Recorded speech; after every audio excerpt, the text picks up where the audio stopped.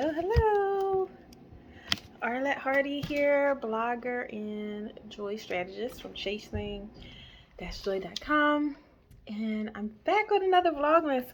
Christmas is almost here. Let's see. Today is Christmas Eve. 3 Christmas Eves, right? Until Christmas Day. My house is almost perfectly ready. There are ladies here cleaning it right now, so if you hear some noise in the background or if I have to pause recording for a minute, that's why. They're upstairs right now. They finished it downstairs, and once they leave, there's like 2 decorating things that I need to do, and one thing, optional thing to cook, and the house will be ready and all of the food things will be ready. Rather than I'll need to rent, like, well, I do have Christmas dishes that are real dishes that I do use. They were my mom's and they're Christmas themed, so I do use them. So I do need to run them through the washer, but they were put away clean, so they're not like dirty, but you know, just like in case there was any dust or something, let's run them through. But yes, so for our Vlogmas video today, these are the little ornaments that me and Baby Joy Chaser did in his class. This was his, and then this was the one that I made. But I ain't put enough glue. My little snowman needs a little more glue, but it's cute. I like it. But I figure I will do a story time with you guys while I decorate some more of these salt flower ornaments that my son was not interested in decorating. Though yesterday he said he was ready to try them, and I'm like, they're not cookies. I was like, you can't eat it. It's not gonna taste good, but you know, it would have been non-toxic. I mean, it's just flour, salt, and water, but it definitely would not have tasted good at all. But funny little boy. So I was debating a couple different stories for you guys, but I settled on one that I don't even know if it's funny, but the most lighthearted for me, because it was like the least impactful. But I was debating between one I might not ever do. I don't know, but that's the one where I flew across the country to meet up with a man. And it did not go how I thought it was going to go. So that's one. But I don't know if I'm ever going to share that. If I share that one, because I feel like if I share it and I titled it "When I Flew Across the Country for a Man," like, it will get traction, and that's actually probably not a story I want to get traction. So I think Tanika has sometimes done videos that are just for her subscribers. So that might be one where I'll have to do like just for subscribers. I don't know. But I mean, it's a good story. And I did write about it on the blog years ago if you wanted to search for it. But yeah, that's an interesting story. Another story I thought about telling is not a dating story, but about me losing one friend when I decided to become a single mom by choice, which I kind of mentioned, but I don't know if I ever gave any like details about the conversation or background on the friendship. But that's like, I don't know, again, those 2 things were very like impactful for me. So I was like, I don't know if I wanted to go there. So I decided to go with the lighthearted one. Though, disclaimer, trigger warning, this story does involve the mention of suicide. So though suicide is not lighthearted at all, the overall date, the story and the overall date itself had very little impact on my life. So it's like a lighter story for me to share, if that makes sense. So that's the one I'm going with. And I always think of it as the date who started talking about pornography, started talking about and asked me my favorite, or not my favorite, but if I watched certain genres of porn. So here goes. What year? So I was in my 30s. I had broken up with the guy I thought I was going to marry. My dad had passed away. I had been dating, and things were just not working out with anyone. And yeah, just wasn't having much luck with dating folks. And I was talking to my sister-in-law. I think she was my sister-in-law at that point. They were married. And she worked at a place. Like, I'll divulge too much. She worked at a place, and there was a guy there that she worked with that she thought might be a nice guy for me, based off of what she knew. And I've always been very, very open. So to meeting new people and blind dates, all that, I've been open to it. I'm not like, closed off in any way, because I've always wanted to be married, right? So me being the single mom by choice, it truly was my plan B. It's not everyone's plan B, but I am definitely, in general, more traditional and wanted a spouse and then kids, and in that order. But that's just not the way that it worked out. So but because I wanted to be, I always wanted to be married, I was open to meeting people in different ways. Why is this glue not opening?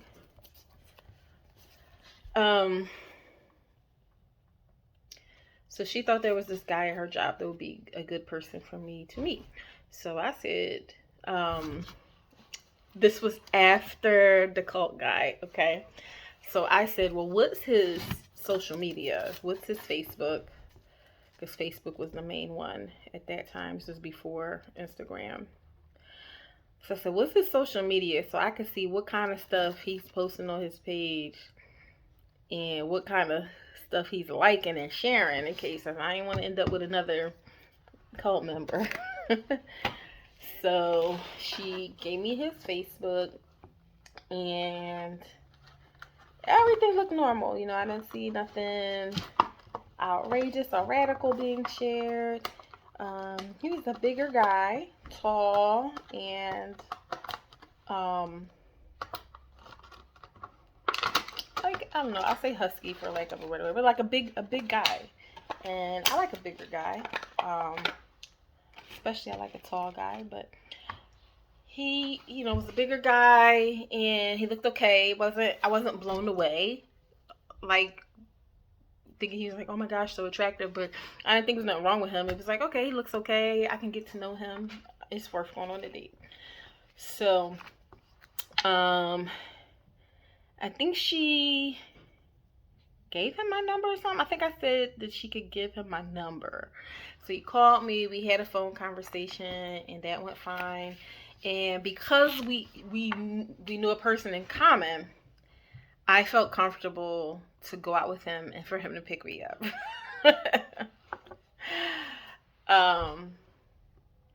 So spoiler alert, nothing bad happened in terms where I had to be fearful of being in the car with him like I was with the voodoo guy, I meant the cult guy, and no one went to jail like the other guy. But I said, okay, he can pick me up and I'll ride in the car with him. All right, so this one I made a little glitter A. So, we made plans, and this should have been a really nice date. So he picked me up. He was on time, and then we had agreed to go to Maggiano's, which is, it's a chain restaurant, but it's a nice chain. That's a nice first date in terms, or a nice date in general, as far as I'm concerned. And just talk and get to know each other. And I think that was it. I don't think we had anything else planned. So he picked me up. He's on time. He looks like the pictures that were on social media. So all that's good. We get down to Maggiano's on the Center City, Philly. And I don't remember there being any issues up to that point. Now, while we were eating, I think he had told me, it's so hard to remember all the details. I think he had told me that he had had like a weight loss surgery. I was like, oh, okay. So his eating habits were a little different than my own. And I remember, I don't remember what it was, but there was like some discussion about a dessert, like if I was gonna have one or not have one. Like I don't know, and that kind of annoyed me, but I don't remember the details of it. But just like the banter back and forth about this dessert was a little bit annoying, but nothing like where nothing terrible. Um, Nothing that would make me say like, okay, I'm not gonna keep talking to this guy, or I'm not gonna see this guy again. So the whole date went well. Now I did not feel like a real big chemistry or love connection, you know. Knowing me, I was probably thinking like, oh, I hope he doesn't want to like a kiss goodnight because that'll be a little awkward. um, but overall, it was like a good date, and things didn't start to go south until we were on the way home. So we're on the way home, and he's driving. So we're coming from Center City, and we're going up Broad Street, which is like the main big street in Philadelphia. And we're driving all the way like to like not quite the northeast, but north above North Philly. So it's a bit of a drive, you know, at least like 20 minutes or so. And so we're chatting, and when we get to around Temple University area, he says, "Oh, did you hear about what happened?" Now, unfortunately, that week there was a student at the university who had who had committed suicide. So when he said that, I was like, I did hear, and I was like, that, you know, that's so awful that happened. And then he says, have you ever thought about doing that? And I was like, no. And then because he said that, I said, well, have you? And he was like, yeah, sometimes. And so I'm like way caught off guard here. Like, I barely know him. This is a first date. And he is opening up to me about suicidal thoughts. And I am in no way trained or prepared or know this person well enough to really know what to say. So, I didn't want to say the wrong thing. That's like the last thing you want to do. So I said, well, I'm really glad that you didn't. And I think that's all I said. I didn't like volunteer myself to like, you know, and if you ever need to talk to anyone, I know I didn't say that because I didn't feel equipped to really take on that, that kind of, that level of responsibility. But I said, oh, I remember saying, well, I'm really glad you didn't do that. And so that began the awkwardness of the rest of the car ride. Because then I didn't really know what to say. Like, I don't know this person. They just admitted like this huge big thing that's very serious. So we're driving, and I don't remember if it was,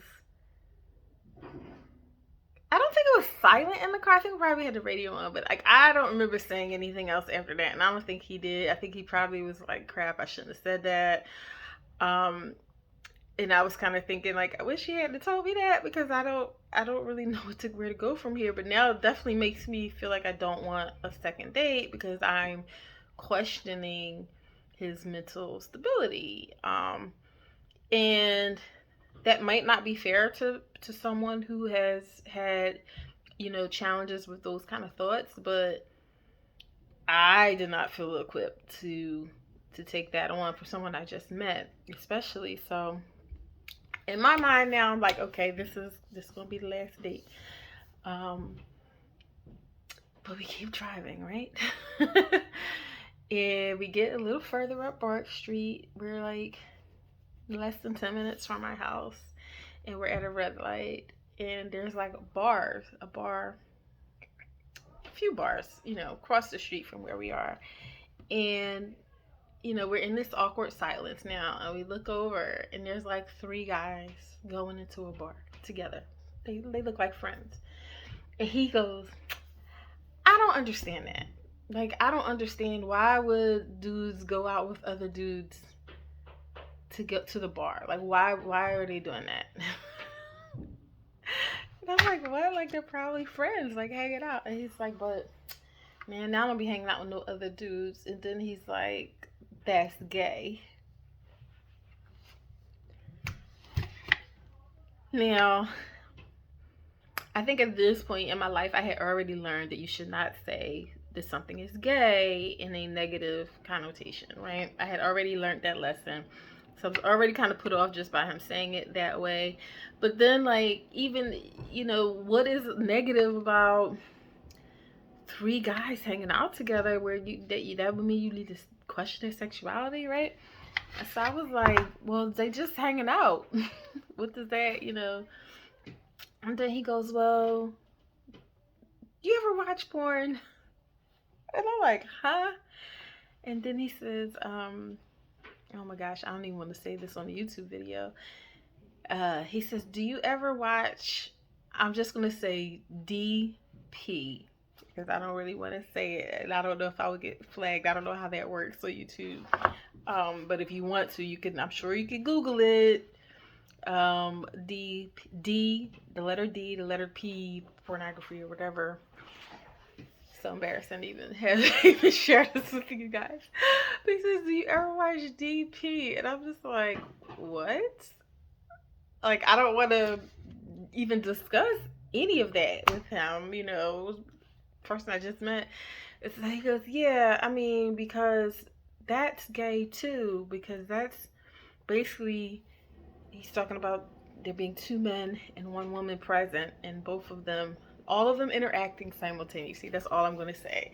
And he was like, yeah, that's just like, them being too close to each other while they're doing that. And I was just in my head like, oh my gosh, like, what? This is the conversation that you have on a first date. This is how you would break the awkward silence from the suicide talk. We just gonna go right from there to porn into this specific type of porn. Like, what? So I think I just didn't say anything else. And we got to my house a few minutes later, and I don't even know if I gave him a hug, because that's just reminded me of another terrible date type situation. But my go-to move if I wasn't interested, or if I'm not interested in a guy at the end of the date, before they would put themselves out there to like lean in for a kiss or something, I will preemptively say, okay, give me a hug, because then it's clear, how I want to end the date.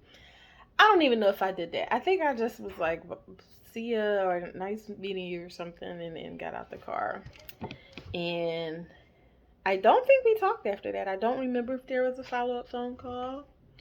I did speak to my sister-in-law after, and I did not share with her the suicide part, because I didn't know my sister-in-law as well as I do now. At that time, now I probably would have just told her everything, but I knew they worked together, and I didn't, even though the date was bad, though the end of the date was bad, he ruined what was a good date. I didn't want to put his personal mental health business out there, because I didn't want it to generate like rumors at his job, or potentially cause him his job. Like, I didn't want to start that ball rolling. So I didn't say anything about the suicide talk. But I did tell her about him asking me about some porn. And I told her exactly what she was just like mind blown, and she was like, "Oh my gosh, like he does not see, like he does not bring up those kind of things at work at all. Which why would he at work?" And she was like, "I'm so surprised." She was like, "I'm so sorry." And then I think she felt like she shouldn't have fixed us up. And I was like, "No, like keep fixing me up. Like I don't mind. Like it's not your fault. Like, but that's the whole point of a blind date." But anyway, that's my another crazy dating story.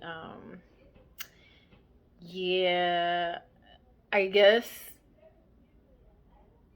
I don't know if there's a lesson in this. I mean, dear guy watching this, don't um ask girls about their porn habits on first dates, especially if they've not given any inclination that they want to talk about anything that risque.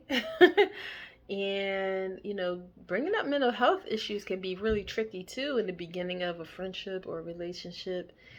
And I would just say, I don't know if I handled it the best way, but I feel like erring on the side of saying less might be the better way to go if you're not sure.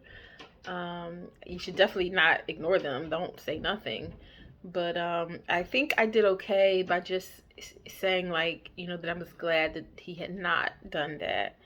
Um, but I wouldn't want to say anything like belittle it or make light either. So I just kind of left it alone.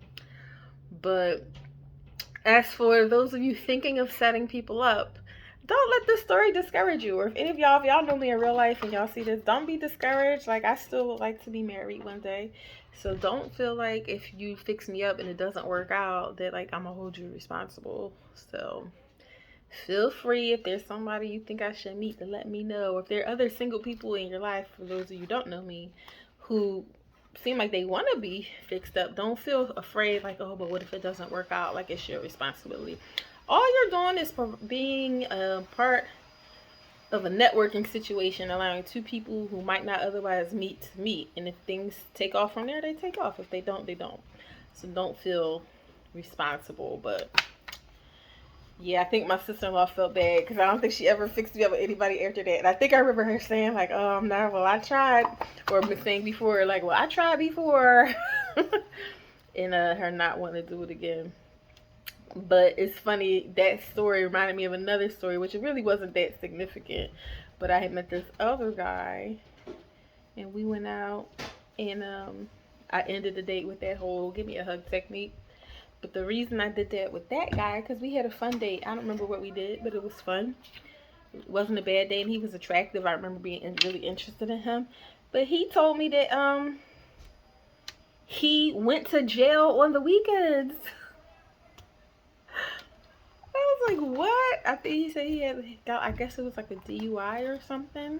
Because I think our date was on a weekday or something, or like a Friday afternoon, some odd time. Because I remember being daylight when I was giving him my hug goodbye. But he was like that he had gotten into some trouble, and he had to go report to jail every weekend. So that was the last time we went on a date. But talk about that little hug technique, remind me of that guy, because I think that was the first guy that I actually did that with, where I was like, okay, well, give me a hug, because I didn't want him to think that it was going to be anything more than that. So anyway, that's a crazy dating story, and another little, not quite a story, but a little snippet. So anyway, as y'all can see, I've been out here in these dating streets.